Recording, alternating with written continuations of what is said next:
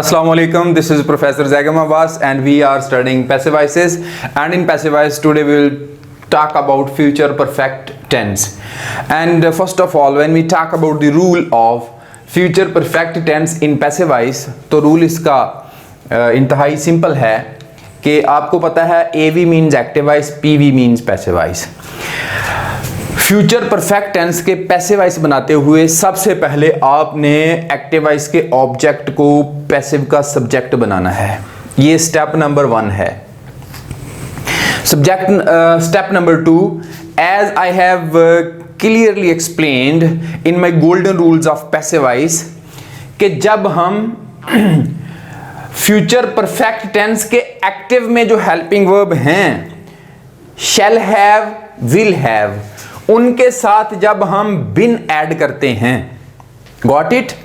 When we add been with the helping verbs of future perfect tense in active voice, they become the helping verbs of future perfect tense in passive voice. Got it? यानी कि future perfect tense के active में helping verb थे shall have, will have, हमने उनके साथ been add किया तो वो पैसिव में फ्यूचर परफेक्ट टेंस के हेल्पिंग वर्ब बन गए. ये स्टेप नंबर 2 पे आपने हेल्पिंग वर्ब ऐड करना है. स्टेप नंबर 3 पे we always use third form of the verb in passive voice, और थर्ड फॉर्म यूज करने के बाद स्टेप नंबर 4 पे है addition of by. Addition of by करने के बाद हम क्या करते हैं, स्टेप नंबर 5 पे we use objective form of the subject.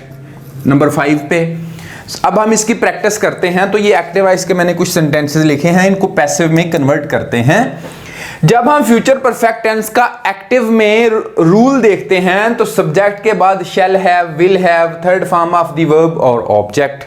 ठीक है, आपको पता है शैल हैव सिर्फ आई और वी के साथ आएगा, बाकी सब के साथ विल है. ठीक है, ये एक्टिव वॉइस के हैं कि विल हैव, शैल हैव और third form of the verb and object. अब हम इनको पैसिव में कन्वर्ट करते हैं. स्टेप नंबर 1 क्या है, आपने इसको ऑब्जेक्ट फाइंड करना है. ठीक है, जब हम इसको ऑब्जेक्ट फाइंड करेंगे, फॉर एग्जांपल देखें, they will have eaten pizza. ठीक है, अब ऑब्जेक्ट क्या है, पिज्जा. ये ऑब्जेक्ट को हमने इधर देखें, ये पैसिव वॉइस इसका बनने लगा है, तो इसके ऑब्जेक्ट को स्टेप नंबर 1 क्या है, ऑब्जेक्ट को सब्जेक्ट बनाना है.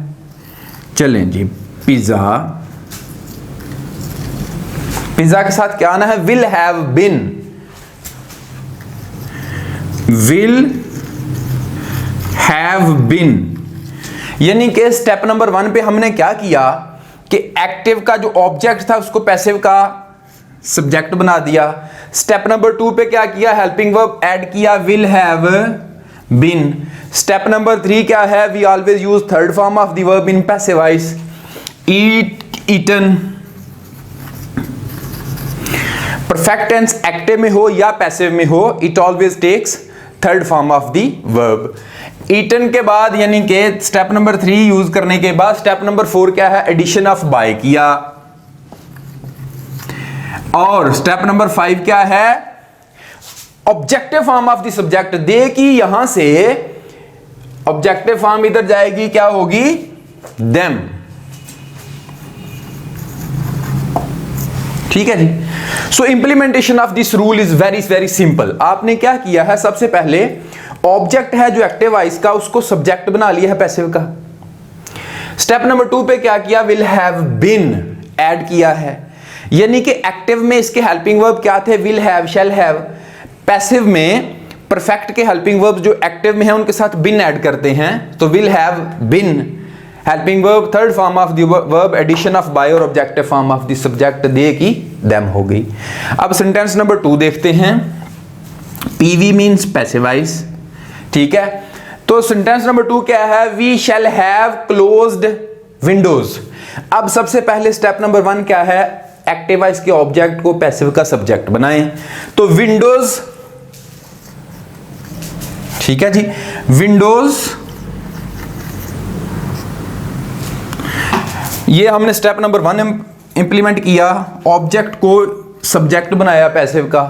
स्टेप नंबर 2, विंडोज के साथ क्या आना है, will have bin.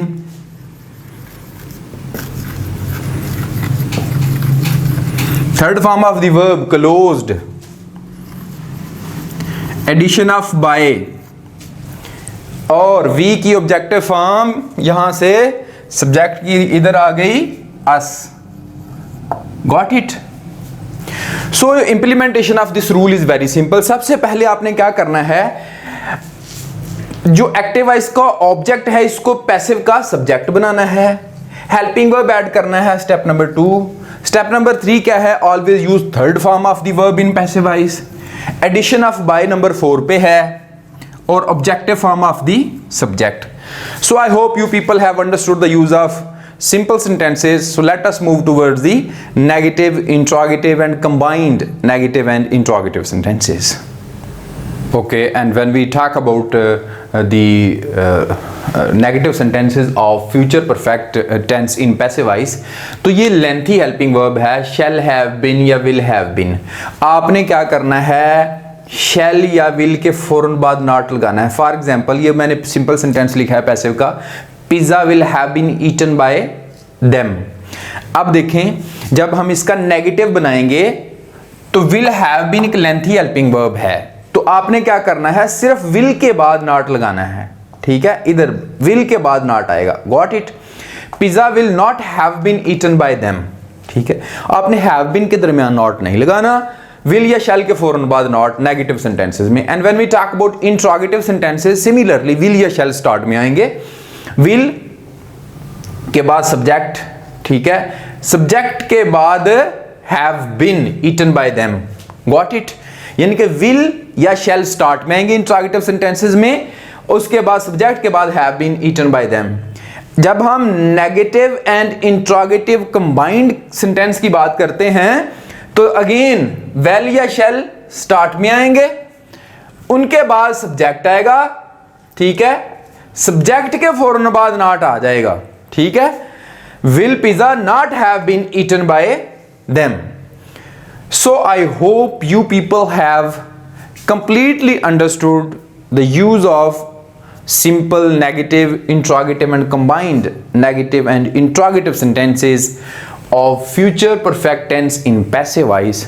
So now I am sharing an activity with you people and you have to solve this activity in the comment section.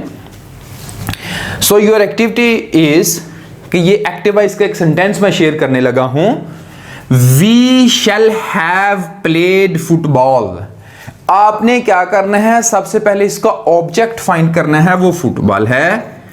उसके बाद सब्जेक्ट क्या है, वी। आपने क्या करना है, ये रूल इंप्लीमेंट करके एक्टिव वॉइस के ऑब्जेक्ट को सब्जेक्ट बनाना है, यानी कि फुटबॉल हमारा सब्जेक्ट बन जाएगा। और उसके बाद ये एक्टिव के हेल्पिंग वर्ब के साथ बिन ऐड करना है पैसिव बनाते वक्त। Football will have been, third form of the verb, addition of by, और objective form of the subject we की अस हो जाएगी। So I hope you people can easily solve this activity. Thank you so much. Thank you for watching.